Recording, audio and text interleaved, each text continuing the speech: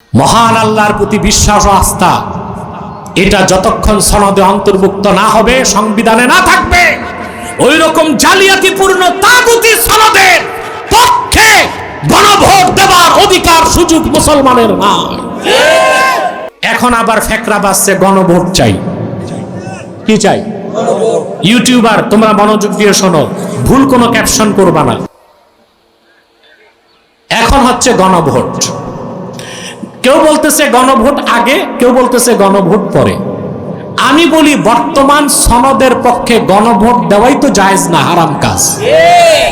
কারণ এখানে ধোঁকাবাজি হয়েছে। স্বাক্ষর করার আগে সনদে যা ছিল, স্বাক্ষর করার পর জালিয়াতি ঢুকে গেছে। দলিল যদি স্বাক্ষরের সময় একটা থাকে, স্বাক্ষরের পর আরেকটা হয়, ওই দলিল কি সঠিক দলিল না জাল দলিল? এই জুলাই সনদ জাল হয়ে গেছে। স্বাক্ষর করার আগে সেখানে উল্লেখ ছিল মহান আল্লাহর প্রতি বিশ্বাস ও আস্থার কথা ছিল, স্বাক্ষরের পর সনদে মহান আল্লাহর প্রতি বিশ্বাস ও আস্থার কথা নাই। এই রকম জালিয়াতিপূর্ণ তাগুতি সনদের পক্ষে কোন মুসলমান গণভোটে অংশ নিতে পারে না।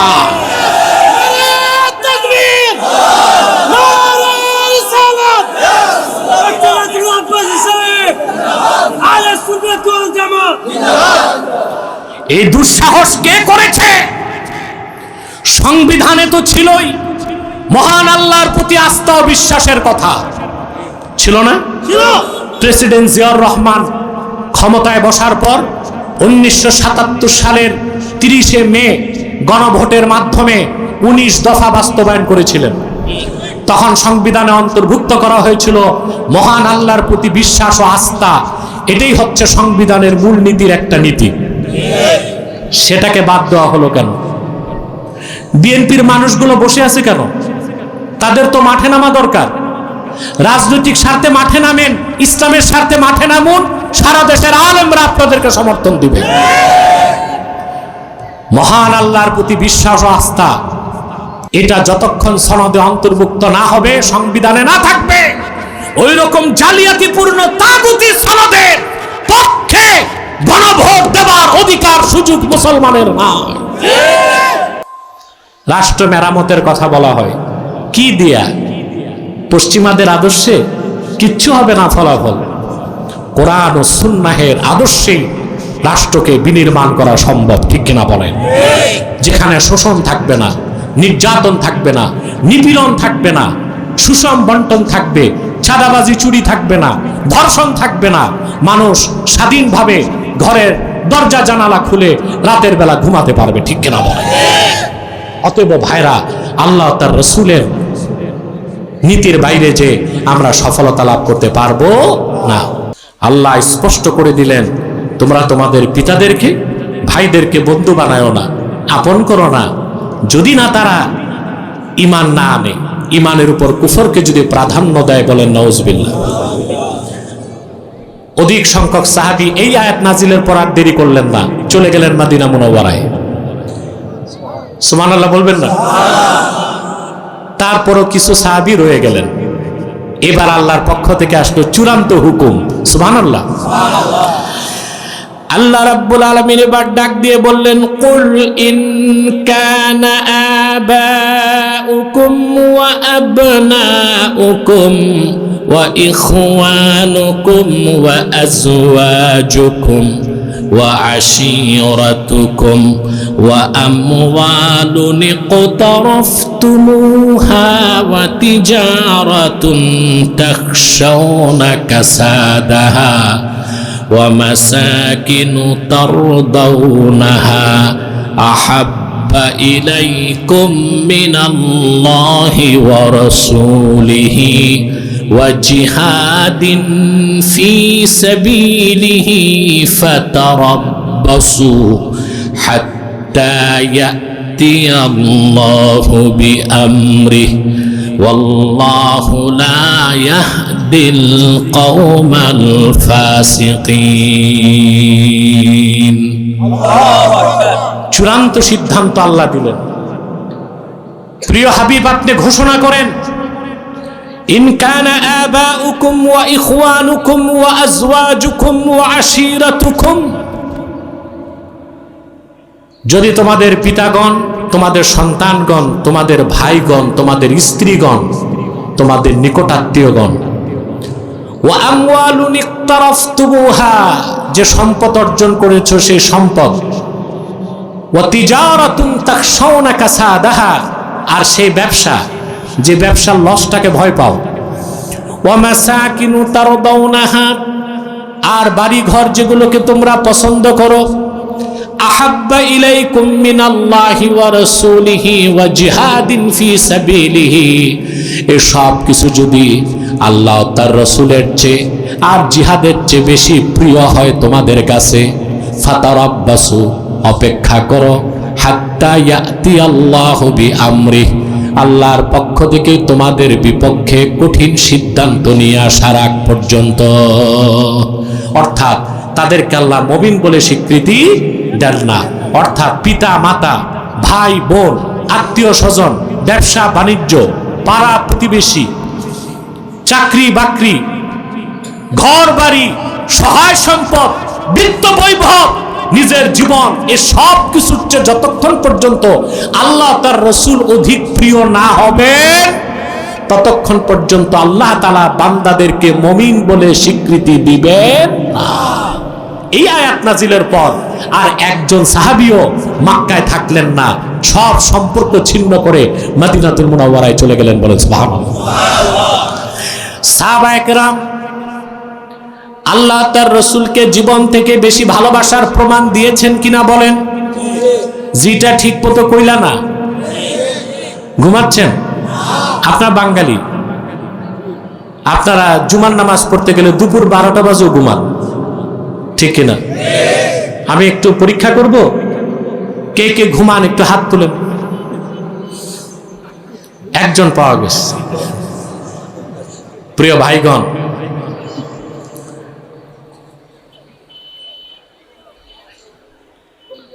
আপনাদের বাদ জোহর কয়টার থেকে শুরু হয়? আসরের আগ পর্যন্ত বাদ জোহর নাকি? তাই তো। কেন? দুপুর 12টার পরই তো বাদ জোহর। কিন্তু লোকজন এখন আসতেছে, আমি আসার পর আসছে 12 আনা লোক। তার মানে বাঙালির টাইম টেবিল ঠিক নাই। ভাবছে যে যানজট রোডে আকাশও আবার জামে টামে পড়ে কিনা হুজুর, টাইম ঠিক নাও থাকতে না, এরকমই ভাবছে মনে হয়। প্রিয় ভাইরা, শুনতেছেন? সাহাবায়ে কেরাম জীবনের চেয়ে বেশি আল্লাহ তার রাসূলকে ভালোবাসার প্রমাণ দিয়েছেন কিনা? আমি একটা দৃষ্টান্ত দিচ্ছি। রাসূলুল্লাহ সাল্লাল্লাহু আলাইহি ওয়াসাল্লামের একজন সাহাবী ছিলেন মুসআব বিন উমাইর রাদিয়াল্লাহু তাআলা। কি নাম? মুসআব ইবনু উমাইর রাদিয়াল্লাহু তাআলা। কি রকম ধনী মানুষ ছিলেন? আসমাউর রিজালের কিতাবে এসেছে মুসআব ইবনু উমাইর যেমন ছিলেন সুন্দর তেমন ছিলেন ধনী। প্রতিদিন তার দস্তরখানে 70 জন মানুষ নিয়ে তিনি পানাহার করতেন। মেহমানদের সামনে খাদ্য পরিবেশন করতেন সোনা রূপার বাটিতে। মেহমানদারির পর মেহমানদের হাতে সোনা রূপার বাটিগুলো উপঢৌকন করে দিতেন। এই ছিল তার অভ্যাস। প্রতিদিন 70 জন লোক নিয়ে খেতে বসতেন। সুবহানাল্লাহ। তিনি ঈমান আনলেন, বাপ মা আত্মীয় স্বজন সব ছাড়লেন, সব ছাড়লেন, বাড়িঘর ছাড়লেন, ব্যবসা ছাড়লেন। সুবহানাল্লাহ। বদর যুদ্ধের সময় মুসআব বিন উমাইর যুদ্ধ করেছেন আল্লাহর হাবিবের পক্ষে। তারই আপন ভাই আমের বিন উমাইর যুদ্ধ করেছে আল্লাহর রাসূলের বিপক্ষে। চিন্তা করেন ইসলামের আদর্শ কি জিনিস।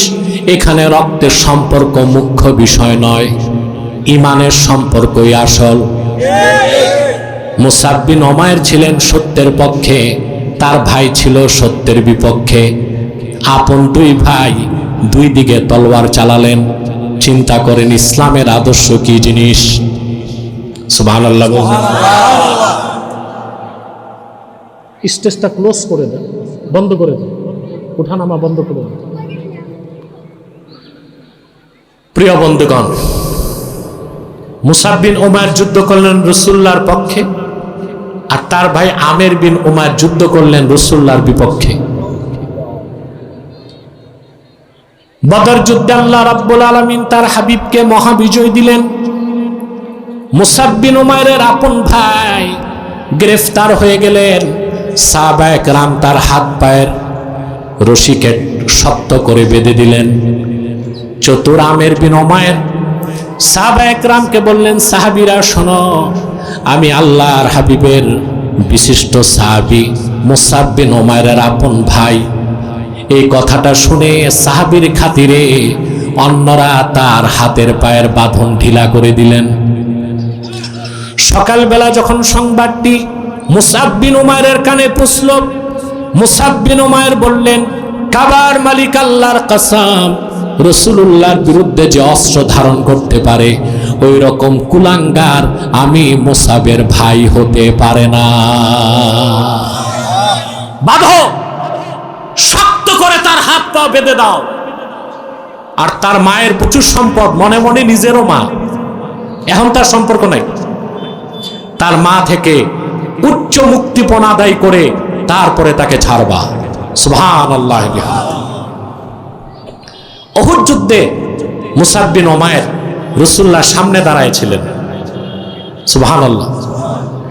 আল্লাহর হাবিবের একদম সামনে দাঁড়ায়ছিলেন আবু ওবায়দা ইবনুল জাররাহ। কাফেরদের সমস্ত তীর ধনুকগুলো তার শরীরে লাগতে লাগলো। পাশেই ছিলেন মুসাব বিন উমাইর। উহুদ যুদ্ধ যখন শেষ, রাসূলুল্লাহর ৭০ জন সাহাবী শাহাদাত বরণ করলেন।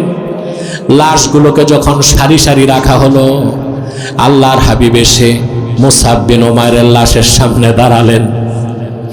সাহাবায়ে কেরামকে বললেন, সাহাবীরা, এই দেখো আমার মুসআব, ওয়ালাকাদ রাআইতুহু ওয়া আলাইহি বুরদানে লা তুরাফু কিমাতুহুমা। এই মুসাবের শরীরে এমন দুটো মূল্যবান চাদর আমি দেখেছি যার মূল্য কত কারো জানা ছিল না। ওয়া ইন্না শিরাকা নাআলাইহি মিন যাহাবিন। আমি আরো দেখেছি আমার মুসআব যে জুতা পায়ে দিয়া চলতো সেই জুতার ফিতাটা ছিল খাঁটি সোনার তৈরি। সেই মুসাব তার ধন সম্পদ, ব্যবসা বাণিজ্য সবকিছু উৎসর্গ করে দিলেন। শেষ মুহূর্তে আল্লাহ তার হাবিবের ভালোবাসার প্রমাণ দিতে যে জীবনটাও দিয়ে দিলেন। সুবহানাল্লাহ বলবেন না? এখান থেকে একটা শিক্ষা নিব, আমরা নিব। একটা শিক্ষা আগে নিছি, সেটা কি? ইসলাম ছাড়া কল্যাণ ও মুক্তির কোনো ব্যবস্থা এখন দ্বিতীয় শিক্ষা হচ্ছে আমাদের সব কিছুর ঊর্ধ্বে ঈমান এবং ইসলাম। আল্লাহর হাবিবের ভালোবাসায়, আল্লাহর ভালোবাসায়, ঈমান রক্ষায় জীবন দেবার প্রস্তুতি রাখতে হবে মুসলমানদেরকে। আপনার দেশের রাজনীতিবিদরা একটা স্লোগান দেয়, ব্যক্তির চেয়ে দল বড়, দল থেকে দেশ বড়। কিন্তু ক্ষমতায় গেলে আবার দেখে স্লোগান ঠিক নাই, তখন উল্টা হয়, দেশের চেয়ে দল বড়, দল থেকে নেতা বড়। ঠিক কিনা? দেশ থেকে দল বড়, দল থেকে নেতা বড়। আমি বলি না, স্লোগানটা ঠিক করতে হবে। ব্যক্তির চেয়ে দল বড়, দল থেকে দেশ বড়, দেশ থেকে আমার জান বড়, আমার জান থেকে ইসলাম ও ঈমান বড়। ঈমান ও ইসলামের প্রশ্নে কোনো আপোষ নাই। মুসলমান প্রকৃত মুমিন তার কল্লা দিতে পারে, ঈমান দিতে পারে না। জীবনকে কুরবান করতে পারে, কাফের মুশরিক বেঈমানের সাথে এক সেকেন্ডের জন্য আপোষ করতে পারে না।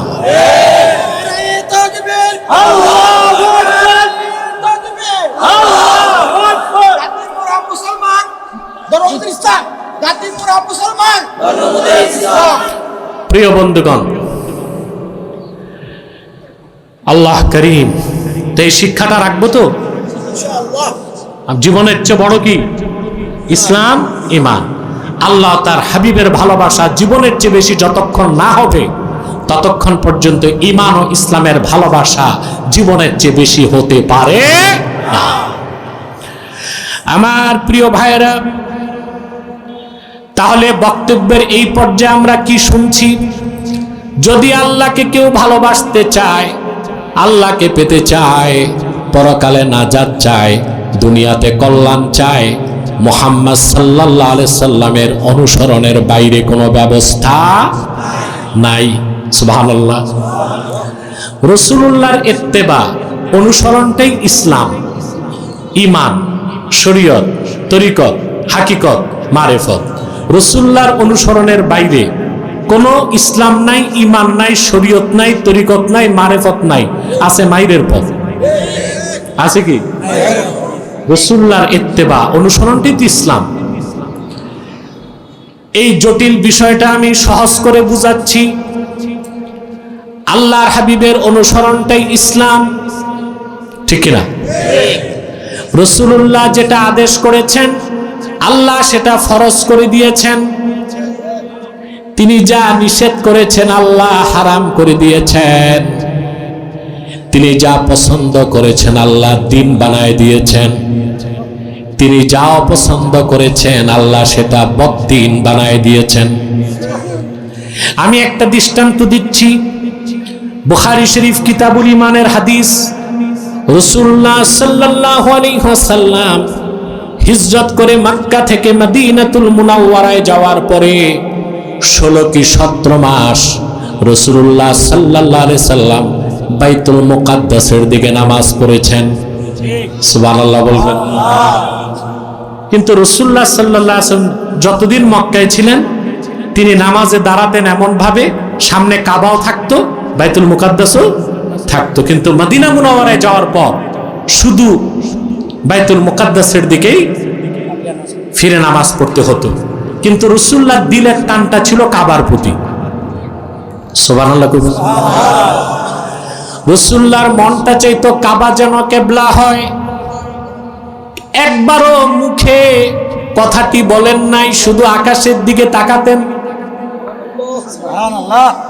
আল্লাহ তাআলা ডাক দিয়ে বলেন, কদ নারা তাকাল্লুবা ওয়াজহিকা ফিস সামা। প্রিয় হাবিব, বারবার আপনি আকাশের দিকে তাকান, আমি আল্লাহ তা লক্ষ্য করি। কোরআনের আয়াত থেকে বোঝা যায় রাসূলুল্লাহ বারবার আকাশের দিকে তাকাতেন।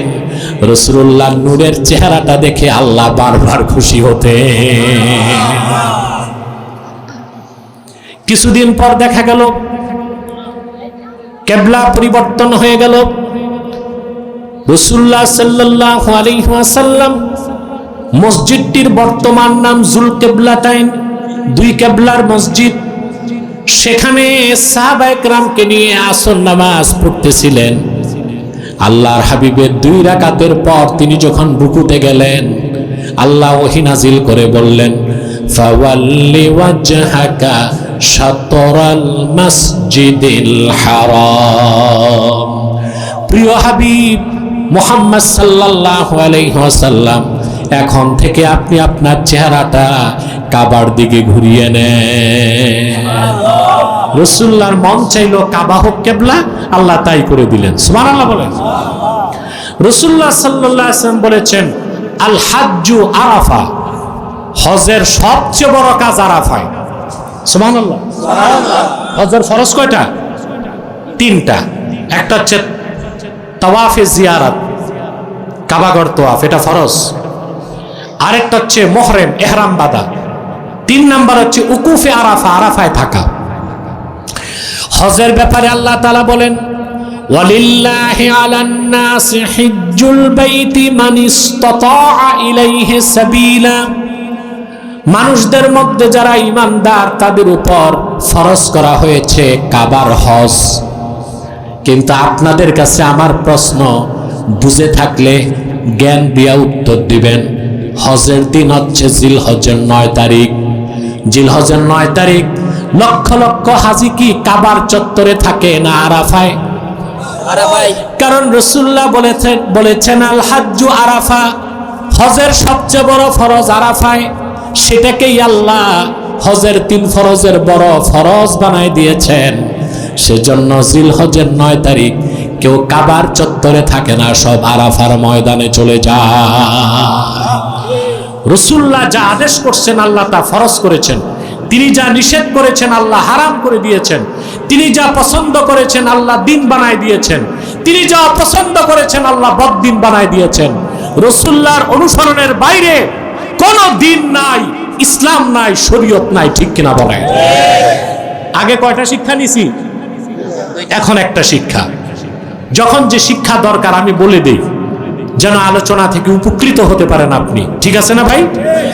এখানে শিক্ষা হচ্ছে যে ইসলাম একটাই, মুহাম্মদ সাল্লাল্লাহু আলাইহি সাল্লাম আল্লাহর পক্ষ থেকে যে জীবন বিধান এনেছেন সেটাই একমাত্র ইসলাম, ওইটার বাইরে কোনো ইসলাম নাই। এটা কেন বললাম? আমাদের দেশে কিছু বুদ্ধিজীবী এখন আছে, বিগত জালেমের যুগে 16 বছর দেখছি একরকম বুদ্ধিজীবী, ওগুলো ছিল নাস্তিক বুদ্ধিজীবী। আর এখন দেখতেছি কিছু বুদ্ধিজীবী আস্তিক বুদ্ধিজীবী, কিন্তু মুসলমান না। আস্তিক কিন্তু মুসলমান না। এরা আমার দেশের যুবকদের মগজ ধোলাই করতেছে, বলে আমরা ইসলাম বিশ্বাস করি, তবে সুফিবাদী ইসলাম, পলিটিক্যাল ইসলাম বিশ্বাস করি না, রেডিক্যাল ইসলাম বিশ্বাস করি না। তাহলে বোঝা যায় ইসলামের ভার্সন আছে নাকি? নাউজুবিল্লাহ বলবেন। ইসলামের ভার্সন আছে? ইসলামের প্যাটার্ন আছে? মানুষ যেটা বানায় সেটার ভার্সন থাকে, মানুষ যেটা বানায় সেটার প্যাটার্ন থাকে, ঠিক না? কিন্তু যেটা আল্লাহর পক্ষ থেকে এসেছে সেই ইসলাম তো একটাই, তার কোনো ভার্সন নাই, তার কোনো প্যাটার্ন নাই, ঠিক কিনা বলেন? ইসলামী রাজনীতির কথা বললে বলে এটা পলিটিক্যাল ইসলাম, জিহাদের কথা বললে বলে এটা রেডিক্যাল ইসলাম। না, ইসলামকে ভাগ করা যাবে না, ইসলাম একটাই। রাসূলুল্লাহ যেটা আল্লাহর পক্ষ থেকে এনেছেন সেটাই ইসলাম, আর ওই ইসলামের মূল সনদ হচ্ছে, চিল্লায় বলতে হবে সুবহানাল্লাহ। প্রিয় ভাইরা, মনোযোগ দিয়ে কথাগুলো শোনার চেষ্টা করুন। ইসলামী রাজনীতি পূর্ণাঙ্গ ইসলাম নয়, তবে পূর্ণাঙ্গ ইসলামের অংশ। জিহাদ ফি সাবিলিল্লাহ পূর্ণাঙ্গ ইসলাম নয়, পূর্ণাঙ্গ ইসলামের অংশ। তরিকত, তাসাউফ, ইলমে মারিফত পূর্ণাঙ্গ ইসলাম নয়, পূর্ণাঙ্গ ইসলামের অংশ। ইসলামকে ভাগ করা যাবে না, ইসলামের কোনো ভার্সন নাই, কোনো প্যাটার্ন নাই। পুরনো ইসলাম, নতুন ইসলাম, এইরকম ভাগ করার সুযোগ নাই। মুহাম্মদ সাল্লাল্লাহু আলাইহি সাল্লাম আল্লাহর পক্ষ থেকে ১৫০০ বছর আগে যে পূর্ণাঙ্গ জীবন বিধান এনেছেন, শরীয়ত এনেছেন, সেটাই একমাত্র ইসলাম, আল্লাহর মনোনীত জীবন বিধান। মনে থাকবে? আকীদা দুরস্ত করতে হবে। আকীদা যদি ঠিক না থাকে, নামাজ, রোজা, জিকির, ফিকির, হাল আর ফালে কোনো কাজ হবে? আকীদা মজবুত করতে হবে, দৃঢ় করতে হবে, একদম পরিচ্ছন্ন হতে হবে আকীদার প্রশ্নে। এই ক্ষেত্রে কোনো বক্রতা, কোনো অস্পষ্টতার কোনো সুযোগ নাই। প্রিয় ভাইরা, রাসূলুল্লাহ সাল্লাল্লাহু আলাইহি ওয়াসাল্লামের অনুসরণের বাইরে কোনো ইসলাম নাই, আল্লাহকে পাওয়ার কোনো ব্যবস্থা নাই। আমার প্রিয় ভাইয়েরা, সেজন্য আল্লাহ রাব্বুল আলামিন কোরআন কারীমের যত জায়গায় আল্লাহ নিজের আনুগত্যের কথা বলেছেন, সঙ্গে তার হাবিবের আনুগত্যের কথাও বলেছেন। 32 নম্বর আয়াতে আল্লাহ পাক বলেন, কুল আতিউল্লাহ ওয়ার রাসূল ফাইন তাওয়াল্লাউ ফাইন্নাল্লাহা লা ইউহিব্বুল কাফিরিন। রাসূলুল্লাহর অনুসরণটা ঐচ্ছিক না আবশ্যিক? জোরে বলতে হবে, আবশ্যিক। এখানে চুজ, মুসলমানের পছন্দের কোনো সুযোগ নাই, আমি কোন আদর্শ নিব, কোন তরিকা মানব। মুসলিম হতে হলে বিষয়টা ঐচ্ছিক নয়, আবশ্যিক। রাসূলুল্লাহর আনুগত্যকে মস্তক পেতে নিতেই হবে, আল্লাহর আনুগত্যকে মেনে নিতেই হবে, ঠিক কিনা বলেন? যারা আল্লাহ তার রাসূলের আনুগত্য মেনে নিবে না, আল্লাহ তাদের কাফের বলেছেন। কি বলেছেন? ফাইন তাওয়াল্লাউ, যদি তারা মুখ ফিরায় নেয়, ফাইন্নাল্লাহা লা ইউহিব্বুল কাফিরিন, আল্লাহ তাআলা কাফেরদেরকে ভালোবাসেন না। তার মানে রাসূলুল্লাহর ইত্তেবা, আনুগত্য, ওনার আনিত শরীয়ত বা দ্বীনকে যে অস্বীকার করবে, আল্লাহর ফতোয়া অনুযায়ী সে কাফের ছাড়া কিছুই নয়। কাফের ছাড়া কিছুই নয়, সে মুমিন বা মুসলিম হতে পারে না। রাসূলুল্লাহর আনুগত্য, ওনার অনুসরণ বিষয়টা আবশ্যিক, এটা ঐচ্ছিক নয়। বলেন সুবহানাল্লাহ। প্রিয় বন্ধুগণ, এখন তো প্রশ্ন আসে, আজকের আলোচনা থেকে যে শিক্ষাটা নিতে হবে, রাসূলুল্লাহর অনুসরণ করার অর্থ কি? প্রশ্ন বুঝতে হবে না? কোরআনকে বিশ্বাস করা রাসূলুল্লাহর অনুসরণ, হাদিসের বিশ্বাস রাসূলুল্লাহর অনুসরণ, শরীয়তের অনুসরণটা রাসূলুল্লাহর অনুসরণ। রাসূলুল্লাহর আনুগত্য গ্রহণ করে ওনার অনুসরণ করতে যেই কোরআনকে বিশ্বাস করতে হয়, ইসলামকে বিশ্বাস করতে হয়, শরীয়তের বিধান মানতে হয়। ঠিক কিনা ভাই? আর রাসূলুল্লাহর অনুসরণটাই রাসূলুল্লাহর আনুগত্য, রাসূলুল্লাহর আনুগত্যটাই আল্লাহর আনুগত্য। রাসূলুল্লাহর অনুসরণ ছাড়া আল্লাহকে পাওয়ার কোনো সুযোগ নাই, কোনো ব্যবস্থা নাই, বিকল্প কোনো মতবাদ নাই। রাসূলুল্লাহর অনুসরণ করার মানে হচ্ছে, পূর্ণাঙ্গ অনুসরণের অর্থ হচ্ছে আল্লাহর হাবিব মুহাম্মদ সাল্লাল্লাহু আলাইহি ওয়াসাল্লাম ১৫০০ বছর আগে যে সুন্নাত রেখে গেছেন, জীবনের সকল ক্ষেত্রে, ব্যক্তি জীবনে, সমাজ জীবনে, রাষ্ট্র জীবনে, সাংস্কৃতিক জীবনে, শিক্ষা জীবনে, সংসার জীবনে, পারিবারিক জীবনে, পররাষ্ট্রনীতিতে, স্বরাষ্ট্রনীতিতে, আইন ও আদালতে, পোশাক আশাকে, শিক্ষা সংস্কৃতিতে, ইবাদত বন্দেগীতে, সকল ক্ষেত্রেই রাসূলুল্লাহর রেখে যাওয়া সুন্নতের অনুসরণ করতে হবে। ঠিক কিনা বলেন? সুন্নাহ, সুন্নাহ, ইসলামের গোটা অস্তিত্বই সুন্নাহর উপর নির্ভরশীল। সুন্নাহকে বাদ দিলে আপনি মুসলিম হতে পারবেন না। বাংলাদেশে ইহুদিদের একটা নতুন ফেরকা বের করছে, আহলে কোরআন দাবিদার। এরা কোরআন মানে, হাদিস মানে না। এতদিন তো শুনতেন আহলে হাদিস মানে কোরআন হাদিস মানে, মাযহাব মানে না। তাদেরকে আমরা বাতিল মনে করি। কিন্তু যারা আহলে কোরআন দাবিদার, শুধু কোরআন মানে, হাদিস মানে না, তারা বাতিল না, তারা খাঁটি কাফের। সুন্নাহ বা হাদিস অস্বীকার করে মুসলমান হওয়া যায় না। আপনি সুন্নতকে অস্বীকার করলে তো ইসলামই থাকে না। থাকে? আজকে যোহর নামাজ কয় রাকাত পড়ছেন? জোরে বলতে হবে। যোহর নামাজের কথা কোরআনে আছে, কিন্তু 4 রাকাতের কথা কি আছে? ফজর কয় রাকাত? 2 রাকাত। আসর কয় রাকাত? 2 রাকাত। মাগরিব, এশা, 5 ওয়াক্ত নামাজের কথা কোরআনে আল্লাহ বলে দিয়েছেন, আকিমিস সালাতা তারাফাইন নাহারি ওয়া যুলাফাম মিনাল লাইল ইন্নাল হাসানাতি ইউযহিবনাস সাইয়্যাত।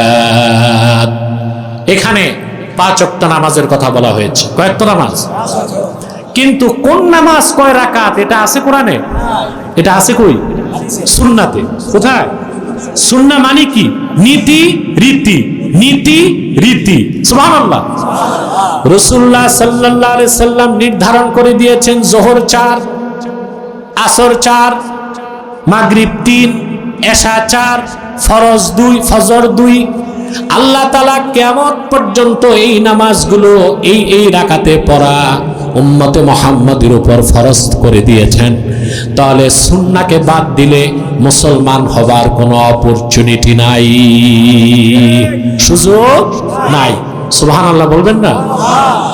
সুবহানাল্লাহি বিহামদি। জীবনের সকল ক্ষেত্রে সুন্নাহর অনুসরণ করতে হবে। সুন্নাহ হচ্ছে নীতি। কিন্তু আমার দেশের বাঙালি যারা, আওয়াম তো বাদ দেন, অধিকাংশ আলেম ওলামাই সুন্নতের সঠিক ব্যাখ্যা জানে না। সুন্নতের সঠিক ব্যাখ্যা না জানার কারণে বেদাতের ফতোয়াও সঠিকভাবে দিতে পারে না। গোলমাল লাগায় দেয়। কি করে? ঝামেলা করে ফেলে। আগে তো সুন্নত বুঝতে হবে, তারপরে না বেদাতের ফতোয়া। সুন্নতি তো বুঝি না। সুন্নত বলতে কি বুঝি? জুব্বা দাড়ি টুপি পাগড়ি, দস্তরখানে খাওয়া, দুপুরে খাবার পর একটু বিশ্রাম, রাতে খাবার পর একটু হাঁটা। অবশ্যই এগুলো সুন্নাত, এগুলো আমল করলে ফজিলত আছে, সোয়াব আছে, কিন্তু সুন্নত কি এতটুকু? সুন্নতের ব্যাখ্যায় গাউসে পাক শেখ আব্দুল কাদের জিলানী রাহমাতুল্লাহ বলেন, আম্মা সুন্নাতু ফাহিয়া মা সান্না রাসূলুল্লাহ সাল্লাল্লাহু আলাইহি ওয়াসাল্লাম, আল্লাহর রাসূল নূর নবীজি মুহাম্মদ সাল্লাল্লাহু আলাইহি ওয়াসাল্লাম নীতি হিসেবে যা নির্ধারণ করেছেন তারই নাম সুন্নাত। নামাজ কিভাবে পড়তে হবে, যাকাত কিভাবে দিতে হবে, কোনটা ফরজ, কোনটা ওয়াজিব, কোনটা সুন্নাত, কোনটা নফল, সুবহানাল্লাহ। হজ কিভাবে করতে হবে, যাকাত কিভাবে করতে হবে, সকল ইবাদত বন্দেগীর ক্ষেত্রে আল্লাহর রাসূল নীতি দিয়েছেন, রীতি দিয়েছেন, তার নাম সুন্নতে নববী। এখন জনতা, আপনাদের কাছে আমার প্রশ্ন, শুধু নামাজ, রোজা, হজ, যাকাত, পোশাক আশাক, ইবাদত বন্দেগীর ক্ষেত্রে রাসূলুল্লাহ নীতি নির্ধারণ করেছেন না জীবনের সকল ক্ষেত্রে? রাজনীতি কেমন হবে, পররাষ্ট্রনীতি কেমন হবে, শিক্ষানীতি কেমন হবে, সংস্কৃতি কেমন হবে, নেতা নির্বাচন পদ্ধতি কেমন হবে, যুদ্ধনীতি কেমন হবে, দেওয়ানি কেমন হবে, ফৌজদারি কেমন হবে, জীবনের সকল ক্ষেত্রে উঠা বসা, চলাফেরা, পোশাক আশাক, চলন বলন, সকল ক্ষেত্রেই আল্লাহর হাবিব ১৫০০ বছর আগে নীতি নির্ধারণ করে দিয়েছেন। সেই নীতির নাম সুন্নতে নববী। এইভাবে নীতি হিসেবে সুন্নতকে বিশ্বাস করা ছাড়া আপনি মুসলমান হতে পারবেন না। এই কথাটাই আল্লাহ বলেছেন, কুল ইন কুনতুম তুহিব্বুনাল্লাহ ফাত্তাবিউনি ইউহিব্বুকুমুল্লাহ। হাবিব, আপনি বলে দিন, তোমরা যদি আল্লাহকে ভালোবেসে থাকো আমার অনুসরণ করো, আমার দেখানো পথ মতকে বিশ্বাস করতে হবে, সেই পথ মতে চলতে হবে। বলেন সুবহানাল্লাহ। আমরা নামাজ, রোজা, হজ, যাকাতের ক্ষেত্রে সুন্নতের অনুসরণ করি, আমাদের রাজনীতিতে সুন্নার অনুসরণ আছে? কথা বলেন।